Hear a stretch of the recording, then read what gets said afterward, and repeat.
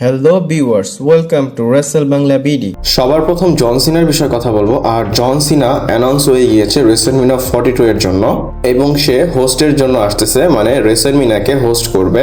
আপনারা হয়তো অনেকেই খুশি হয়েছেন, আমিও খুশি হয়েছি, কিন্তু প্রশ্ন হচ্ছে সে হঠাৎ রেসেলমিনাতে কেন আসতেছে এবং ডাব্লিউডাব্লিউই হুট করে কেন এই অ্যানাউন্সমেন্টটা দিয়ে দিল। এটার বিষয়ে ফাইটফুল সিলেটের আপডেট এসেছে। আপনারা হয়তো আপডেট দেখতেই পাচ্ছেন, এখানে বলা হচ্ছে সোর্স এমনটা ইন্ডিকেট করতেছে জন সিনা রেসেলমিনিয়ার হোস্ট হয়ে অ্যানাউন্স হয়েছে, কারণ ডাব্লিউডাব্লিউ চায় জন সিনা যেন রেসেলমিনিয়ার টিকিট সেলস কে বুস্ট করে। আপনাদের হয়তো জানাই আছে এই বছরের রেসেলমিনিয়ার টিকিট সেল হচ্ছে না, ইভেন এখন আপডেটসও আসতেছে না যে কতটুকু টিকিট বিক্রি হয়েছে, কতটুকু আছে। তো সবকিছু মিলে ডাব্লিউডাব্লিউ তাদের টিকিট সেলস বাড়ানোর জন্য জন সিনাকে অ্যানাউন্স করেছে, এবং আপনারা এই সপ্তাহে দেখবেন জন সিনাকে অনেক বেশি প্রমোট করবে ডাব্লিউডাব্লিউই। আর ডাব্লিউডাব্লিউ যেহেতু তাকে টিকিট সেলসের জন্য নিয়ে আসতেছে, এখানে কোনো প্রবলেম নেই। এবং অনেকেই ইন্টারনেটে দেখা যাচ্ছে, মানে ইউএস এর ফ্যানরা বলতেছে যে এই যে দেখো ডাব্লিউডাব্লিউ কিছু করতে পারে না, জন সিনাকে লাগে। তো জন সিনা কি আলাদা সেলিব্রিটি? জন সিনা তো ডাব্লিউডাব্লিউ সুপারস্টার, সে তো একটা ডাব্লিউডাব্লিউ পার্ট, তাকে যদি ডাব্লিউডাব্লিউ ইউজ করে এতে প্রবলেম কি? আপনারা সবাই জানেন রেসেলমিনিয়া হচ্ছে গ্র্যান্ডেস্ট স্টেজ অফ দেম অল। তো সেখানে ডাব্লিউডাব্লিউ সর্বোচ্চ চেষ্টা করবে এখানে জন সিনাকে আনা হোক অথবা আন্ডারটেকারকে আনা হোক, তারা যাকে ইচ্ছা তাকে আনবে, শুধু ডাব্লিউডাব্লিউ পার্ট হলেই হবে। এবং আপনাদের আরো একটা সিক্রেট বলি, রোমেন এবং সিএম পাঙ্কের ম্যাচটা ডাব্লিউডাব্লিউ এর জন্যই করাচ্ছে যেন টিকিট সেলস বেশি হয়, এবং তারা এখানে ফেল হয়েছে। ইভেন রেসেলমিনিয়া 31-এ যখন রোমেন এবং ব্রকের ম্যাচ করানো হয়েছিল, তখনও কিন্তু টিকিট সেলস এর জন্য ভিন্স ম্যাকম্যান এই ম্যাচটা বুক করেছিল। যদি ম্যাচই করাতে হয়, ইলিয়া ড্রাগনের ম্যাচ করালেই তো হয় রেসেলমিনিয়ার মেইন ইভেন্টে। ডাব্লিউডাব্লিউ তো টিকিট সেলস আর করবে না।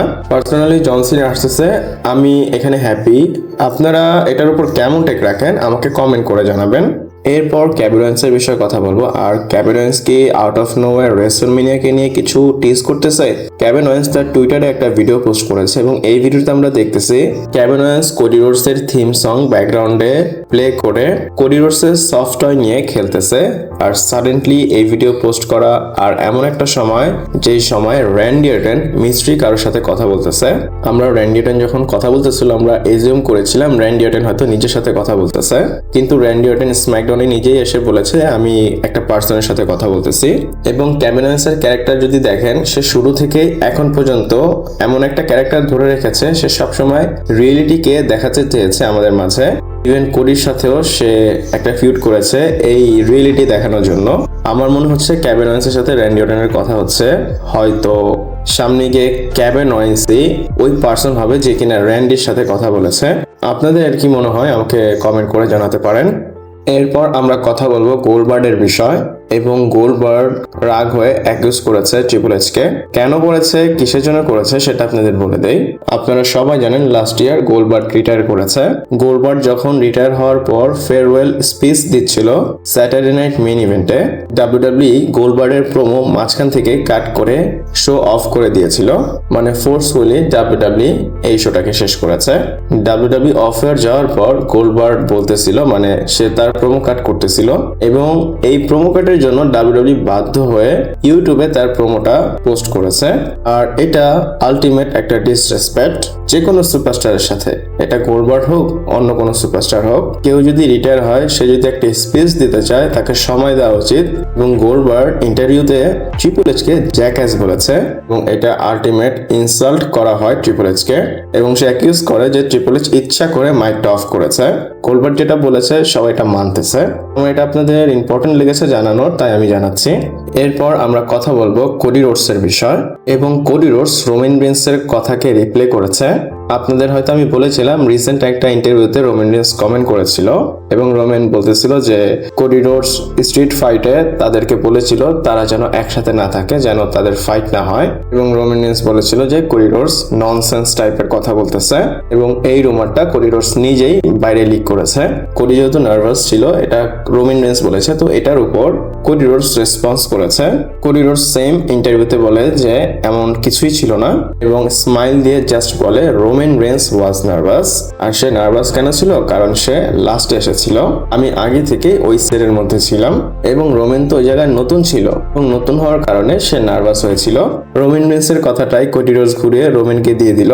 দুইজনকে নার্ভাস বলতেছে এবং দুইজনই খুব পার্সোনাল যাচ্ছে এবং আমার মনে হচ্ছে এদের একটা লাস্ট ফিউড হবে, যেভাবে তারা ইন্টারভিউতে একজন আরেকজনের কথা বলতেছে।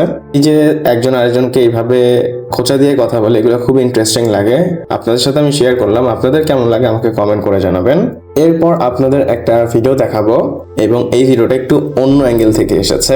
আপনারা হয়তো ওবাফেমিকে তার এন্ট্রেন্সের সময় দেখেছেন, সিকিউরিটিকে উঠিয়ে ঘুরিয়ে ফালিয়ে দিয়েছিল এবং ওই সিকিউরিটি অনেক উপরে উঠে অনেক দূরে পড়ে গিয়েছিল। আমি ভিডিও অলরেডি প্লে করে দিয়েছি, আপনারা হয়তো সেই আলাদা অ্যাঙ্গেলটা দেখতেও পাচ্ছেন। দেখে এটা কত বেশি ব্রুটাল লাগতেছে। ডাব্লিউডাব্লিউইর ক্যামেরাতেও অনেক বেশি ব্রুটাল লেগেছে এবং এই যে ফ্যান ক্যামেরা, এখান থেকেও খুবই ব্রুটাল লাগতেছে। আর ওবাফেমিকে দেখে বোঝা যাচ্ছে সে যে কাউকে ম্যান হ্যান্ডেল করতে পারে। আর সিকিউরিটি গার্ড তো এদের সামনে চড়ুই পাখি। এই ভিডিওর উপর আপনাদের কেমন টেক আমাকে কমেন্ট করে জানাবেন। এরপর নেক্সট এন্ড ফাইনাল স্টোরি। আর আমি এখন যেটা আপনাদের বলবো সেটা আমি অনেক চিন্তা করে আর কি বলতেছি, জানি না আমি কি ওয়ার্ডস আপনাদের সামনে নিয়ে আসবো বা কি বলবো। মানে আমি চাচ্ছি না এমন কিছু বলতে যেটা পিজি হয়ে যাক। কেন? কারণ সিএম পাঙ্ক একটা আলাদা লেভেলের ডিসরেসপেক্ট করেছে রোমান রেন্সকে এবং তারা যেভাবে একজন আরেকজনের সাথে পার্সোনাল হচ্ছে, আমি খুবই স্ট্রাগল করি আপনাদের সামনে ভিডিও রেকর্ড করার সময় বা ভিডিও নিয়ে আসার সময়। আপনারা হয়তো ভিডিও দেখতেই পাচ্ছেন সিএম পাঙ্কের। আর এই ভিডিওটা সিএম পাঙ্ক অ্যাটাক করার পরে, শোটা যখন অফ এয়ার হয়েছে তারপর এসেছে। সিএম পাঙ্ক রোমান রেন্সের একটা ফ্যানকে মক করার জন্য সুপারম্যান পাঞ্চের যে মুভ সেটা দেখায় এবং এটা দেখানোর পর সিএম পাঙ্ক একটা স্পেশাল সাইন দেখায় এবং এই সাইনটার সাথে হয়তো আপনারা অনেকেই রিলেট করতে পারেন। তো এরকম সাইন সিএম পাঙ্ক করেছে, আপনারা ভিডিওতে একটু মনোযোগ দিয়ে দেখেন। আর আমি জাস্ট ভিডিওটা দেখার সময় একটা জিনিস চিন্তা করেছি, আপনাদের সামনে আমি কি বলবো, মানে সে যে মুভটা করেছে বা সাইনটা দেখাচ্ছে, এটা নিয়ে আমি কি ডিসকাস করবো, কি কথা বলবো, আমি হয়তো আপনাদের বোঝাতে পারতেছি না। ভিডিও দেখলে আপনারা বুঝে যাবেন। এটার জন্য রোমান রেন্স একটা রিয়াকশন দিয়েছে, সেটা আপনাদের বলবো। বাট আপনাদের আগে দেখাই রোমান রেন্স অ্যাটাকের পর কি করেছে। সিএম পাঙ্ক অ্যাটাক করার পর রোমান রেন্স আস্তে আস্তে উঠে চেয়ারে বসেছিল এবং রোমান রেন্স এমন ভাবে চিন্তা ভাবনা করতেছে, সে প্রসেস করার চেষ্টা করতেছে তার সাথে কি হয়েছে। এবং আপনারা জানেন রোমান রেন্স খুবই লেজার ফোকাস এবং রোমান রেন্স এটাকে রিকভার করবে। রোমান রেন্স এইটা নিয়ে আগাবে, যেটা হয়েছে সামনে গিয়ে সেটার প্রতিশোধ নিবে। এখন আপনাদের বলে দেই রোমান রেন্স সিএম পাঙ্ক যেটা করেছে সেটার উপর কি রেসপন্স করেছে। রোমান রেন্স নর্মালি টুইট করে না, তাও সে হঠাৎ একটা টুইট করেছে। আপনারা তো দেখতে পাচ্ছেন এখানে লেখা আছে, this is the champion in Madison Square Garden ? Your tribal chief will end the embarrassment at WrestleMania. Roman Reigns বলতেছে এই লোক, এই গুফি চ্যাম্পিয়ন, তাও আবার মেডিসিন স্কয়ার গার্ডেনে, এবং সিএম পাঙ্ক যে অ্যাকশনটা নিয়েছে এটা তার কাছে এম্বারাস মনে হচ্ছে। এবং এই চিফ লোকটা তোমাদের চ্যাম্পিয়ন, আমি এগুলো শেষ করবো রেসলমেনিয়াতে। এবং সে মেডিসিন স্কয়ার গার্ডেনের রেফারেন্স এর জন্য দিয়েছে, কারণ মেডিসিন স্কয়ার গার্ডেন হচ্ছে লেজেন্ডারি একটা এরিনা। আর সিএম পাঙ্ক যেটা করেছে এটা ইনস্ট্যান্টলি হয়েছে, কারণ এটা স্ক্রিপ্টের মধ্যে ছিল না। অফ এয়ারের পর ফ্যান যা ইচ্ছা তা বলতে পারে, আর সিএম পাঙ্কও যখন যেটা আসে সেটা সাথে সাথে করে দিয়েছে। আর এদের ফিউডটা আসলে জমে গিয়েছে। রেসলমেনিয়াতে কে জিতবে এদের মধ্যে কমেন্ট করে জানাতে পারেন। ভিডিওটা এ পর্যন্তই ছিল। ভালো লাগলে লাইক, কমেন্ট, শেয়ার, সাবস্ক্রাইব করে পাশে থাকবেন। পরবর্তী ভিডিওতে আবার দেখা হচ্ছে।